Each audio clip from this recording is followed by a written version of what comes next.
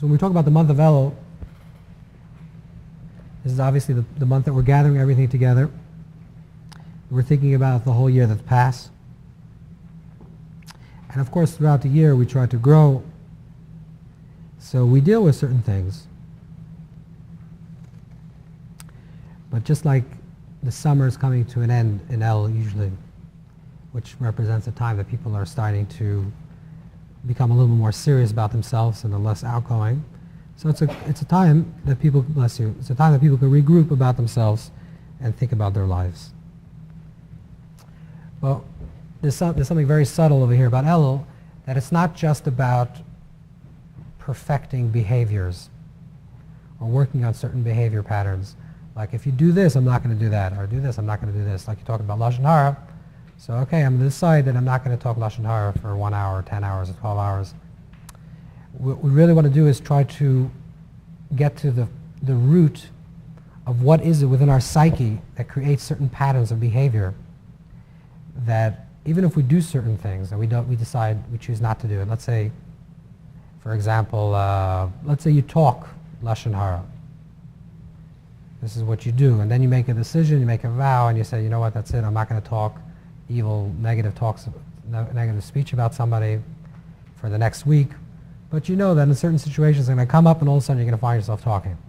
There's going to be something that's has more sway over you than your conscious self. Your conscious self makes one decision, and then sometimes you find yourself not listening to your own self. There's one part of the brain, let's say your left part of the brain tells you to do this or don't do this, but there's some type of reason you're programmed in a certain way that you're anyways going to do this. This could be through many, many years of behavior and patterns, but how do you unprogram yourself?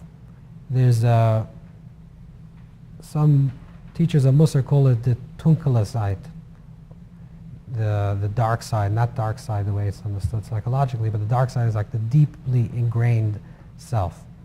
That it comes up in reactive behavior, not in proactive behavior, not when it's a premeditated choice that you're making, I'm going to do this, I'm not going to do that, because then your left part of the brain is going to make the decision. But if it's not that, it's just a reactive behavior, you find yourself doing something, you say, I can't believe I just did that. Ever happened? Or you find yourself saying something, and you say, I can't believe I just said that. But you just did, and why? What caused yourself to say that? And now you think about this as, I can't believe I just said that to the other person, it's so insulting, I should never say that. And then you make a clear resolution in your head, I'm never going to do that again. It's not true, you will, hundreds of times. How do you do accidental acts of goodness? You know, accidentally you hurt people by mistake, I can't believe it, I didn't mean it, something happened. How do we reprogram ourselves that we accidentally go around doing mitzvahs, or accidentally go around being kind to people? How do we accidentally reprogram ourselves? This is a question. It's not a simple thing. So when we talk about Tshuva and Elul, and we say that it's a gathering of the entire year, and we're going to create ourselves. We're going to inhale the entire year. We're going to take a true evaluation of our past, of this entire year. How do we do this in a way that we actually come out healthy and truly reformed and transformed? So we'll go through some of the things that's talked about in Elul, and then we'll try to get to this idea, because we're obviously talking about a higher level of tshuva. There's a tshuva of action. If you look at the name of Hashem, Hashem's name that's represented in the month of Elul, in the first entry it says over here, Hey, Hey, Vav, Yud. So normally the formation of the letters of the Yud, Ke, Vav, Ke is Yud, Hey, and the Vav, and then the Hey. But here we have the first Hey, then Hey, and then the Vav and the Yud. Now the word Shuva, literally the word Shuva means Tashuv, the returning of Hey. What is Hey? There are two levels of Hey. It's the first page. So if the word Shuva means to return the letter Hey, there are two types of Hey. There's Hey, which is referred to as Hey as the lower Hey, corresponding to the world of Malchut, or Malchus. Right? That's the world of action. And then there's the upper Hey, which is connected to the word of, upper Hey is connected with Bina. Right? The upper Hey is connected with Bina. So you have Yud corresponds to the level of Chachma. Hey is connected with the world of Bina. Chachma is intuition, Bina is understanding, Vav is the emotional attributes, and Hey is action. So the lower Hey is a tshuva of action. The higher Hey is a tshuva of Bina, a tshuva of understanding. So not only are we changing tshuvas, returning, are we transforming ourselves in the world of action? We do, we don't do. We speak, we don't speak. Hey is also malchus, which is connected with speech. So I don't do it, I do it. I used to do this, but now I stopped doing it. But we transform ourselves also on the level of our mindset, on a Bina level. And that's incidentally is the numeric value of the word Elul is 67 as the word Bina. So the higher level of transformation is not only to transform action, but it's also to transform mindset. Now the problem with transforming mindset from the world of Bina is that we can't supplement one understanding with another understanding. It's not going to work. Let's say you have one mindset, which is I think a certain way. So I'm going to try to unthink myself that way. It's not going to work because it's your self thinking. You're following? You can't trick yourself. So if this is your mind, okay, this is the mind, and you're trying to think, and you're thinking a certain way about yourself, and therefore that informs your action. So you want to do is change this mechanism here to think differently. You can't tell itself to think differently because who's telling itself? Itself. Therefore, it's not changed. So it's going to find 1,000 excuses how not to change. You have to change it from another place. You have to change it from something that's outside of that. What's outside of our rational mind? If the left part of the brain is molded a certain way and thinks a certain way, and you want to unmold it to think another way, you have to somehow change that mold. It can't be changed by itself. You can't unthink yourself. What you need is some other element of self that has more persuasion and more power than the left part of the brain. There are two things that have more power than the left part of the brain. We're going to talk about this. One is the right part of the brain, which is where things are deeply we'll call it right part of the brain, but it's really your subconscious. And another part of self, which is more powerful than the left part of the brain, is repetitive behavior, which transforms. That's behavioral therapy, which transforms the left part of the brain. So these are the two modes of attack, or the two modes that we're going to deal with in the month of Elul, which on one hand is going to be predominantly in the world of action and through repetitive behavior, and also the world of imagination, which is the place of the right part of the brain. And by doing this transformation of these parts of self, then we can truly transform ourselves. Can I just clarify the right brain can affect the left and the left can affect It can connect, yes, that's correct. the left? Correct. Left information eventually, we're going to talk about this later, but left information eventually comes right part of the brain. Because the left part of the brain is also your ego. So yes, it sounds very interesting, but eventually you're going to go back to the same behavior. You're going to say, that's interesting. Now if you hear it long enough, maybe through longer periods of time, it's actually going to seep into you in a different level. But if it's purely talking, if your rational self says this is what I should be doing, and someone else rationally explains you should do something else, you may do it one time, but you're going to revert back to your old ways. There's actually hundreds of studies. There's like a very, very famous study that was done in New York City. There were people that were living in Brooklyn that had to travel to New York City, to Manhattan. And the way they traveled was a certain direction. Let's say they took this particular train. This particular train took them 45 minutes. And they were informed that if you take the train from another block, which is maybe not the way you usually walk, the train will take you a half hour, save you 15 minutes. Makes sense, right? Any rational person will say, okay, I'm going to save myself 15 minutes. So the first day, everyone took the new train, but the second day, everyone took the old train. So they asked them, why do you take the old train? So they had a lot of reasons. Oh, the train is nicer and it's more air conditioned and people. It's 1,000 different excuses, but it had nothing to do. The reason why you did it, or these people continued, because that was the pattern, your behavior. So how do you undo that? Right? How do you undo that? How do you undo this habit? Okay, so this is what we're doing, the level of tshuva, tashuv, the level of tshuva in the world of action, and the world of tshuva in terms of the mindset. We're changing our actions, and we also want to transform our mindset. And this is connected with stakatiya lanu ki. So there he's all right. So this verse, the final letters, the stakatiya lanu ki is hey hey vav yud. Incidentally, V'tztakatiya lanu ki has the same numeric value of the word b'tshuva with tshuva. And the first four letters, which is not the letters that the Arizal uses for the formation of Hashem's name, which is Vav Taf Lam and Chaf, has a sum total of 456, which is the numeric value of the word Tammuz and Av. Tammuz is 453 and Av is 3, is together is 456. So the last letters, which are related to Elul, transform the first letters which are connected to Tammuz and Av. Right? Because what is the idea of the 3 months of the summer? So the 3 months of Tammuz and Av is a very harsh months in the calendar. Right? That's when we commemorate the destructions of the temples, the Beis HaMikdash, and you have the 3 weeks and the 9 days, and that's all the times of all the mourning. And then you say that Elul comes and rectifies Tammuz and Av. This is Elul will really come and do a tikkun, rectification for everything that was done throughout the entire year. The Hebrew letter, the letter that Sefer Yetzirah says is connected with the month of Elul, is the letter Yud. Now, what is Yud? We said that Yud, Hey, then Vav and Hey. So Yud is connected to which capacity of the brain? To Chachma. That's wisdom, intuition, that's more the right side of the brain. So how are we going to transform Elul, which is Bina, the upper Hey of Bina, and the lower Hey of Malchus, of action? We're going to transform it through the letter Yud. Yud is going to be one aspect of transformation, using the letter Yud and what it represents. But Yud also, simply the letter Yud is a point. And every letter in the Hebrew alphabet, every letter of the Aleph Beis, begins with the letter Yud. If you look at a letter the way it's written in Ksav Ashur, the way it's properly written in the Torah, every letter begins with the letter Yud, which means it starts from the letter Yud, then it expands to an Aleph. It starts from the letter Yud and expands to a Beis. It starts from the letter Yud, a small Yud, which means that Yud is the essential quality of everything. Yud is also Chachma. So the essential quality of everything is wisdom.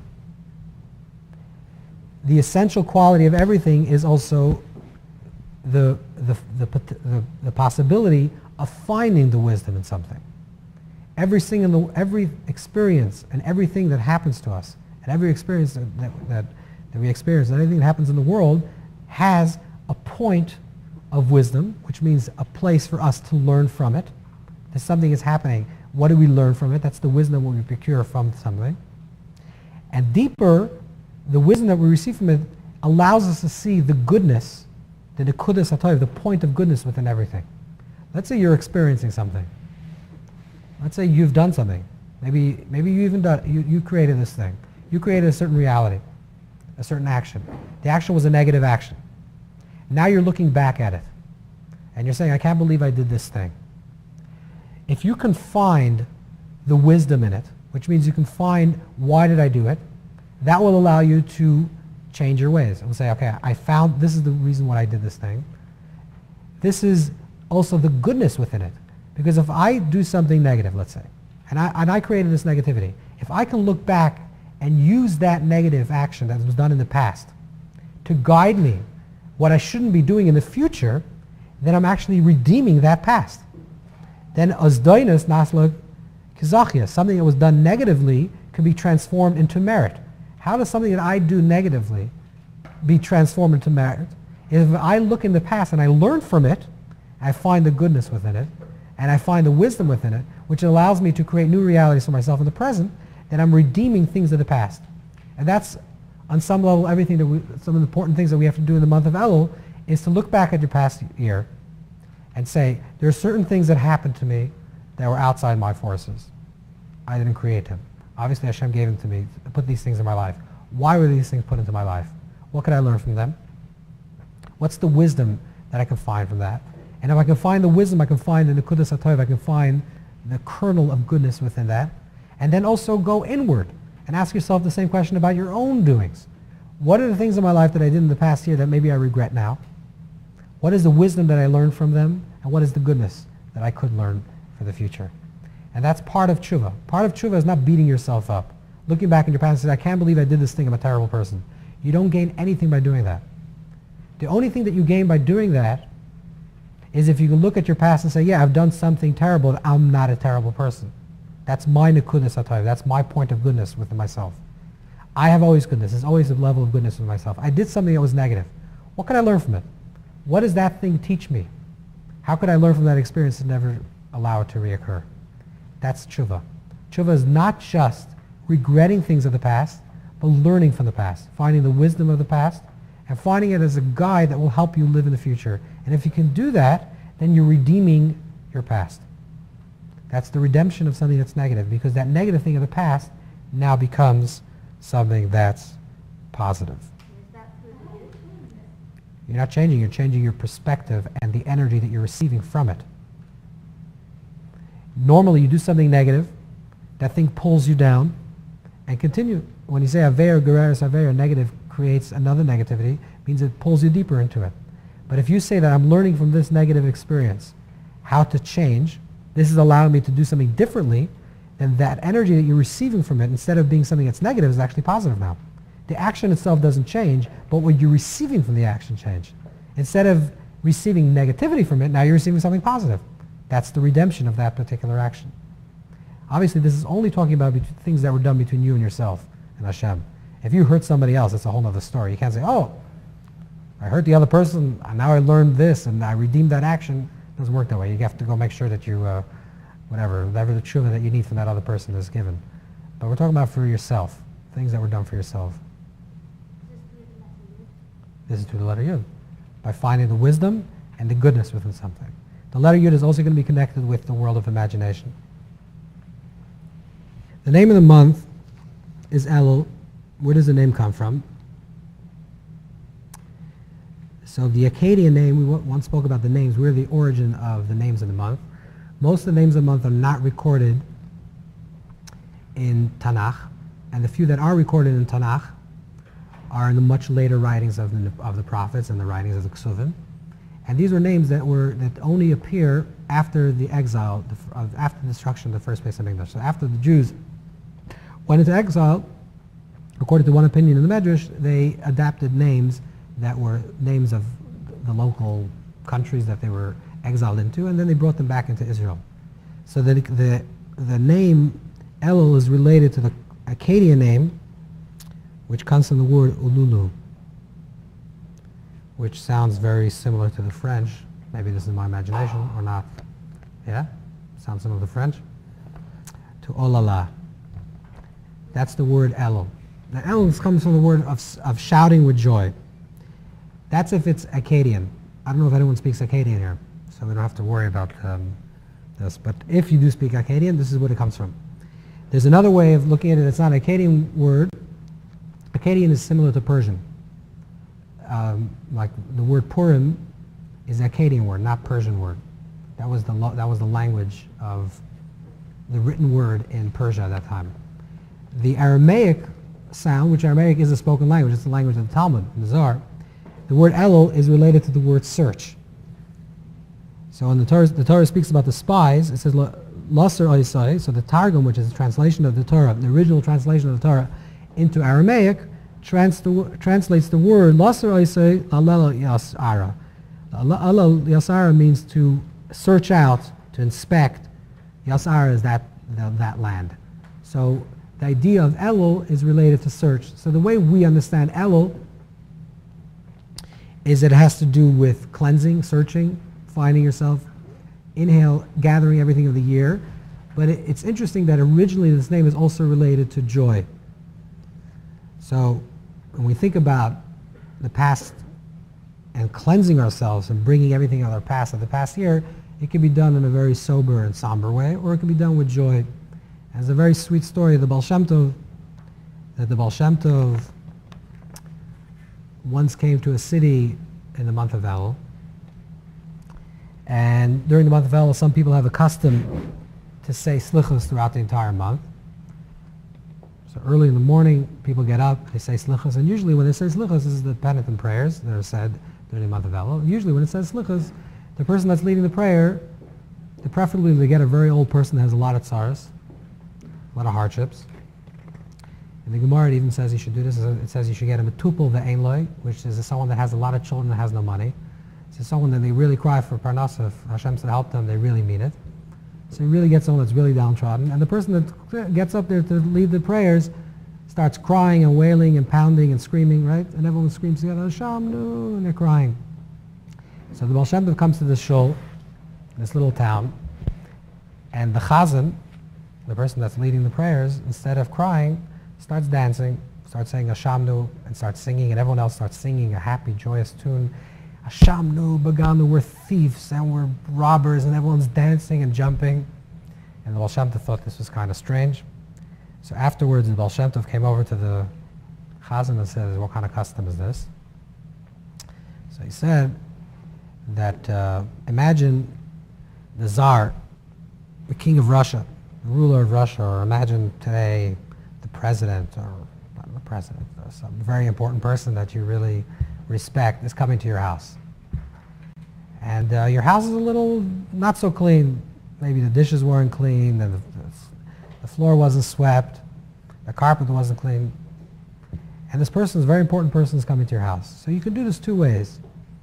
You can clean the house and say, Ashamna Baganu, and start crying. I'm cleaning, I'm cleaning, I'm cleaning. Or you say, wait a second, what am I cleaning for? I'm cleaning so the king can come.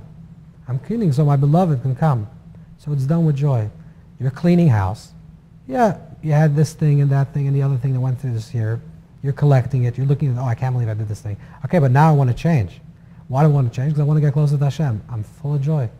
So you can say Hashamnu, if you take the word Elul to mean both search and both shouting of joy, Elul can be a joyous experience of cleansing yourself, of searching and soul excavating.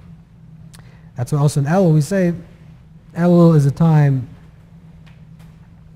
it's Yimei Ratzin, it's the time of divine mercy, that the 13 attributes of mercy are revealed in the 40 days from the beginning of Elul till Yom Kippur. Why is that? Because that's Yimei Ratzin, that's the time that Hashem forgave the Jewish people in the story of the golden calf. So the final 40 days, the last time Moshe Rabbeinu went up, he received the luchas on Yom Kippur. So that's Yimei Ratzin, that's the time of desire. And that's why it's revealed, in this time, it's revealed the 13 attributes of mercy. It's also related to Elul being the month that precedes the creation. Because just like in a creation, any type of creation, and I don't want to get graphic, but any type of physical creation or physical perpetuation of species, in order for there to be a creation, there first has to be a desire, and then there's the actual action that creates new life.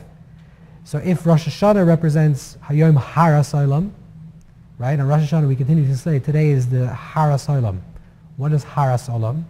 You're familiar with this prayer? And Rosh Hashanah we say Hayom people sing Hayom Haras Olam, Hayom Haras Olam, right? People sing the song. What does it mean? Haras Olam comes from the word Hiroyan, which is the word pregnant. So the Arizal says that in Rosh Hashanah the world is pregnant, and the birth of the world will become a Nisan. But what happens before pregnancy? There has to be a cheshek. There has to be a desire from one towards another. So Elul is the time of desire, that Hashem desires us, desires the creation. And then finally Rosh Hashanah is the creation. So during Elul is a very heightened time of divine desire for us. That's why it's called Yimei Ratzin, the time of desire. And that's the 13 attributes of mercy, Yigim Milos Harachim, are revealed in the month of Elul. That's why the month of Elul, in Mispar Katan, in small numeric value, which is that you take the words Aleph as 1 and Lamed as 3, Vav as 6, and Lamed as 3, with the 3 letters, with the 4 letters you have 13. Elul is also related, we spoke before, numerically with the word Bina. And Elul, as I'm sure everyone's familiar with, is connected with Ani L'Doidi V'Doidi Li. I am to my beloved is to myself. So the Rosh Tevis of these words, the acronym, the first letter of this passage, spell the word Elul. And the final letters of Ani L'Doidi V'Doidi Li, what's the final letters of Ani L'Doidi V'Doidi Li? Ani is Yud, V'Doidi Yud, right? They're all 4 Yuds. Those correspond to the 40 days from Rosh Chodesh Elul to Yom Kippur, which is Yimei Ratzon. Ani L'Doidi V'Doidi Li is that we are to our beloved. This is very different. This is the month of Tishrei, which is the movement, or the month of Elul, which is the movement us towards Hashem. We're gathering ourselves up, and we're moving towards our beloved. And then Nisan is a time my beloved is to me and I am to him. Doidi Li V'Ani Loi. That's a time when there's Asarus L'Eila revealing from above. So Tishrei is a time from Asarus L'Tata, an awakening from below. We're moving in Elul towards Hashem, and then in Nisan it's a revelation from above. That's why in the 40 days, the laws of mikvah, a ritual bath has to have 40 sa. Sa is a measurement, an Aramaic measurement. 40 sa is 960 lugim. 960 lugim, that's the measurements. You have 960 and 40. So we have 40 days correspond. The 40 sa corresponds to the 40 days from Rosh Chodesh Elul till the 10th of Tishrei. The 960 lugim corresponds to 40 times 24 is 960, which is the 24 hours from Rosh Chodesh Elul till Yom Kippur is the 960 lugim of a mikvah. That's why Yom Kippur we say mikvah Yisrael Hashem, that the mikvah Yisrael Hashem, that Hashem is our mikvah. Hashem is the place we immerse ourselves. That we immerse in the mikvah of Hashem, the ritual bath of Hashem. This is the time of Elul. I don't want to go through all these acronyms that are related to Elul, but some of them are very familiar, which is Untitled is Tefillah. Es Levachlev, Es Levav is Tshuva. Right? Ishalei V'Taris Levyonim is Tzedakah. So you have Tefillah, Tshuva, Tzedakah. Ino Liyadi V'Samti Lach has to do with cities of refuge, which is Tyra. Echel Oilav Echel Chatas has to do with offerings, so it's connected with Mesiras Nefesh. And by Az Yashir it says Es Ashira Azayich Lo Yomer Leimor. Ashira, so you have Elul or in letters backwards or in letters forward, which is joy. So these are different, so it's Tefillah, Tshuva, Tzedakah, Torah, Mesiras Nefesh, and Simcha, the 5 levels corresponding to the 5 levels of Tshuva, which the letter Tshuva itself has 5 words. Right? You're familiar with Hayom Yom that says Tshuva, 5 days of Tshuva, right? The first Tamim Tiyah, Shavisi Hashem, V'after Yachkamecha, that correspond to the 5 things. Okay. But now we're going to get to the point of it. So if you look at the sense that's connected with the month of Elul, the sense that's connected with the month of Elul is action. Asiya. What's that? Yeah, this page, after Simcha, the second, the third, whatever its page is called. When you fold it in half, it's the first page of there. So the month of Elul is connected with action. Tammuz is Riyah, Av is Shmiya. If you were in the past, we spoke about this as Tammuz is connected with sight. Av is connected with hearing. So the word Riyah and Shmiya spells the word rush, which means pour. And if you take the word for Asiya, which is action, then you have Reish, Shin, Ayin. Then you have the word Shar, which is gate. So Elul is the gate that allows for a new door to open for the year. It's also related, according to the Arizal, which we did, remember we did Aleph, Daled, Nun, Yud. If you spell them out in full, you have 12 letters. So Daled, Lamed is Tammuz, Lamed is Av, so it's Dal, which means pour. Same thing like the word Rush. It represents pour. And if you take the letter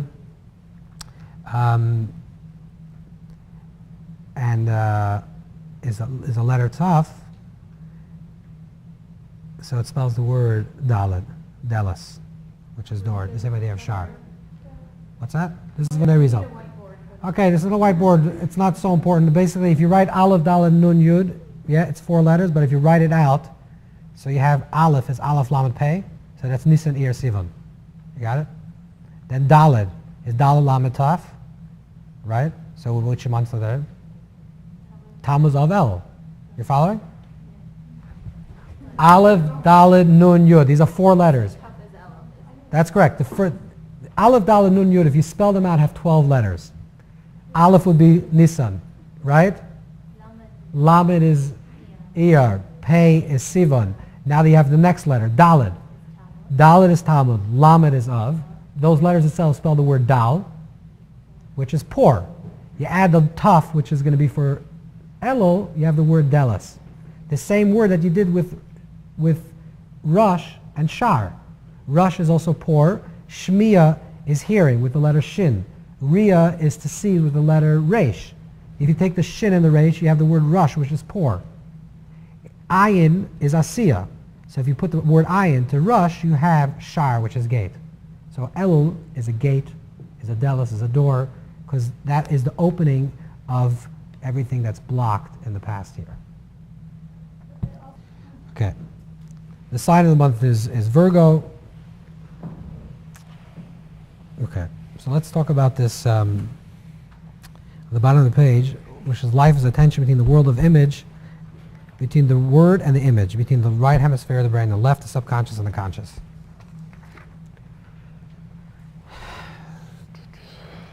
How do we circumvent our left logical part of the brain and get deeper?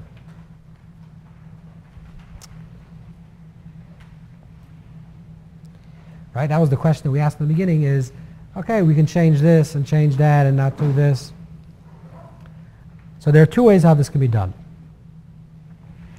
Elul is connected with the world of action. The way things become deeply set into our subconscious, into deeper parts of ourself and our deeper psyche, the way things become deeply set into ourselves is by repetition of behavior. If you do certain things, even if it's mindless, over and over and over again, eventually your natural reaction is to do the same way that you've done. So comes Chodesh Elul and says like this: if you have a problem with your actions, if I'm going to say, okay, I'm not going to do it, I am going to do it, you're just going to function on the world of action itself. If you really want to change yourself and change your way of thinking, therefore change your deeper part of self, not only your way of thinking, the way that gives rise to your reactive behavior, take on new patterns of behavior. And even if even if it's going to appear to be silly or mindless, but these mindless actions over and over again, that will become your second nature. Hergel nasa tevasheni. Habit becomes nature. So if this is your nature for many years, continuously do the opposite of that nature, and slowly you'll unwork your nature to react mindlessly doing other ways. This is one way. So that's why Elul is connected with the lower hay, which is the place of action. Another way to do this is to try to take control over your imagination. This is a much more complicated thing.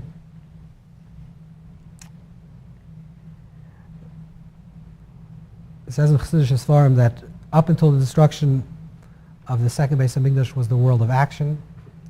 From the destruction of the second Beis Hamikdash up until this present moment is the world of speech. And now it's the world of imagination. So what does this mean? In other words, let's say in the times of the Bayis, the times of the Beis Hamikdash, the times of the temple, you did something and you want to change, and you want to do tshuva. What would you do? You would actually literally bring a carbon, an offering. You would take a physical thing and bring it as an offering. The Beis Hamikdash was destroyed. Tefillas v'baka karbanos tiknu. That prayer became in the place of an offering. So if you did something wrong and you want to do it, you pray. You use the word, you use words. The future will come about through imagination. You're stuck, you have to imagine a new reality. There's a big struggle between Nachash and Mashiach. Nachash and Mashiach have the same numeric value. So if you look at the beginning of the Torah, the story is that in the Garden of Eden, and they eat from the tree of knowledge. And this is caused by the Nachash, the snake.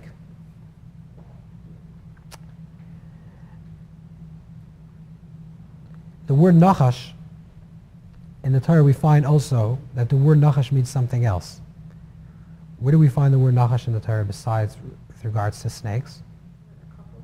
What's that? Nechoshes? Okay, that's connected. But it's a Nachash Nechoshes. It's a copper snake. That's correct. Sorcery, the word for sorcery, Lo yeh Nachash b'Yisrael, it shouldn't be a sorcerer in Israel. It says Nachash. It shouldn't be a snake in Israel. So Nachash has to do with sorcery. So the way it's understood is as follows: that there's the world of fantasy and the world of imagination. They appear to be the same thing. I want to get a little bit more complicated, then we'll try to unpack this idea. It says in Gemara that a person that doesn't bow down, by moedim, their spine will turn into a nachash. It says in Gemara, a person doesn't bow moedim, their spine, which is a line, will turn into a snake. That's one Gemara. Another Gemara tells us that when a person bows down for moedim, they have to drop their head and they have to rise like a snake. This is the proper way of rising when you say moedim. You bow your head down and you move your head up like a snake. This is the way it says in Shulchan Aruch, snakes rise. You pick your head up and then you rise up. So there's something about the spine and about the snake, about sorcery. What is this all about? What this means is as follows.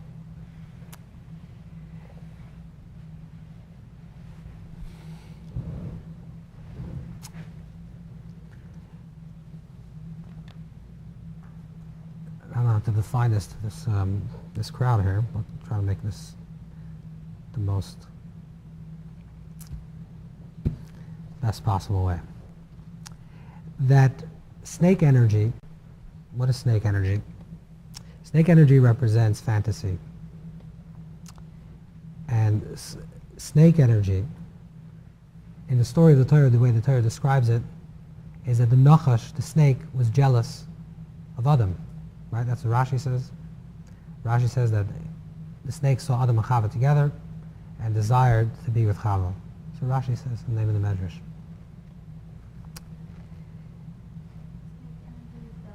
No. Snake energy is fantasy. And particular fantasy with regards to such issues. There are two ways how energy can move. It can either move from top-bottom or from bottom-up. That's the difference between fantasy and imagination. If I'm a little cryptic, you'll have to unpack these ideas yourself. Snake energy, which rises from the mid part of the body upwards, is negative. Energy that goes from the head downward is positive. When it speaks about moedim, when a person bows a moedim, what they're doing, if you bow correctly, you're bowing your body, your head to your mid part of your body, which means that you're drawing down. Moedim means humility. I'm humble. I'm acknowledging, moedim anachnu lach Hashem Elokeinu. I'm acknowledging that there's something greater than me. Hashem, you're greater than me. I'm bowing down, bringing down from my head, lowering it down to the mid part of my body. That means that I am in control of that element of my body. And the imagination that I use, which is a lot of stuff that just come up, I'm in control of that imagination. The opposite direction, and that's why it's the world of fantasy. Fantasy is not real. It's tempting and it appears to be something, that's why we call it sorcery also. It appears to be a truth, but it's not. It rises from the mid part of the body and then affects the way your mind thinks. So who's in control of fantasy? Fantasy is when you lose control. So therefore, if you don't bow down to moedim, your spine turns into a snake. Meaning, if you're not in control of your fantasy, meaning it's controlling you and there's no submission, then you become it.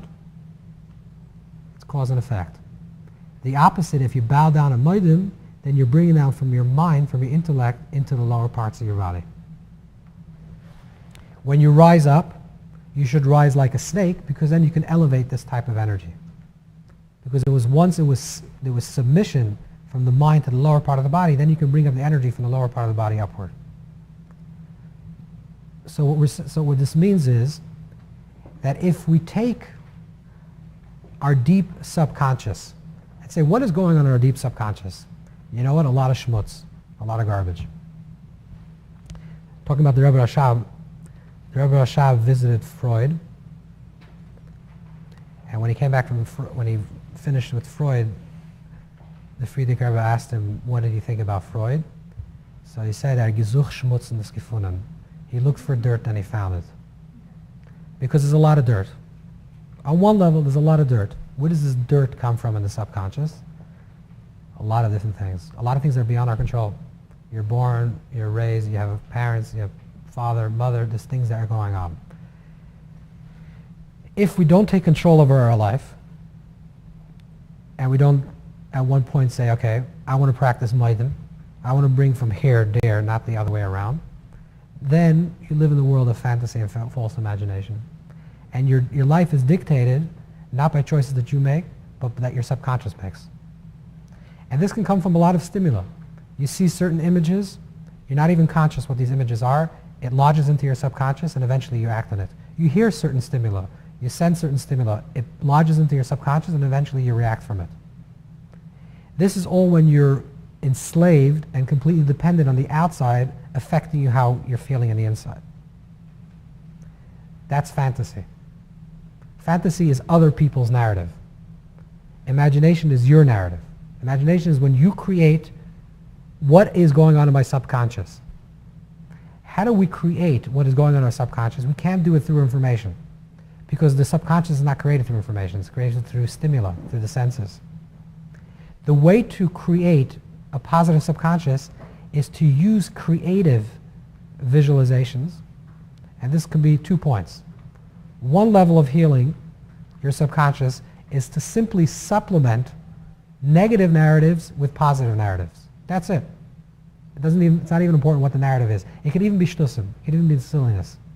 But if you close your eyes and automatically some images come up, if you can create those images, even if just silly images of yourself sitting somewhere, and it's not traumatizing images or negative images or things that are coming up from a very deep place, that's one level of healing. The deeper level of healing is actually you can create these images. When you close your eyes, I don't mean this literally, but also figuratively, when you close your eyes, the images that come up are images that you created. Imagine yourself in your perfection. Imagine yourself in your perfect self. So if you can create those images of self, then that will inform your conscious self, which is the left part of the brain, and the imagery will, because it's premeditated imagery, you're creating those imagery, that will reprogram the left part of your brain, reprogram the way you think about yourself, and therefore that will reprogram yourself in terms of how you're going to act. So again, there are basically two paths to the subconscious. One path to the subconscious is using repetitive behavior. That's why Elul is connected with action, with the lower hay. Repetitive behavior. You're not doing something, continuously do it over and over and over again, even if it's just mindless. Continue to do it, because eventually it will penetrate deeply into your subconscious, and you'll act accordingly. Another way is, if you want to change a certain behavior about yourself, let's say you have a certain negative image, I'm a liar. And usually I find myself lying. So this is your story that maybe you've been told since you're a kid, and therefore you believe that. And therefore your natural reaction is that you're a liar, that you lie. Imagine yourself as the embodiment of the person of truth, at least for 15 minutes a day. Create this image for yourself in your imagination, but an elaborate imagination. Really use your imagery. Imagine yourself sitting and someone coming and you're saying, create that, and you're going to, over time, create this imagery of yourself. Besides healing yourself in the negative, you're actually also going to allow yourself to reprogram yourself for the positive. And that's what the month of Elul is about. This is the hard work of Elul.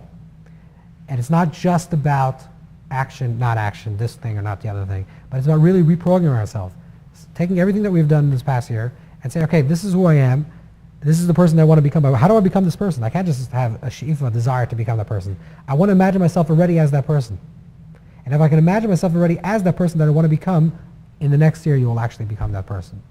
So through the power of imagination, which is premeditated imagination, which is not fantasy, it's not rising down from the below upward, but it's coming from the mind downward, you can reprogram yourself, and you can all become tzaddikim, and you'll have a wonderful year and a lot of brachas.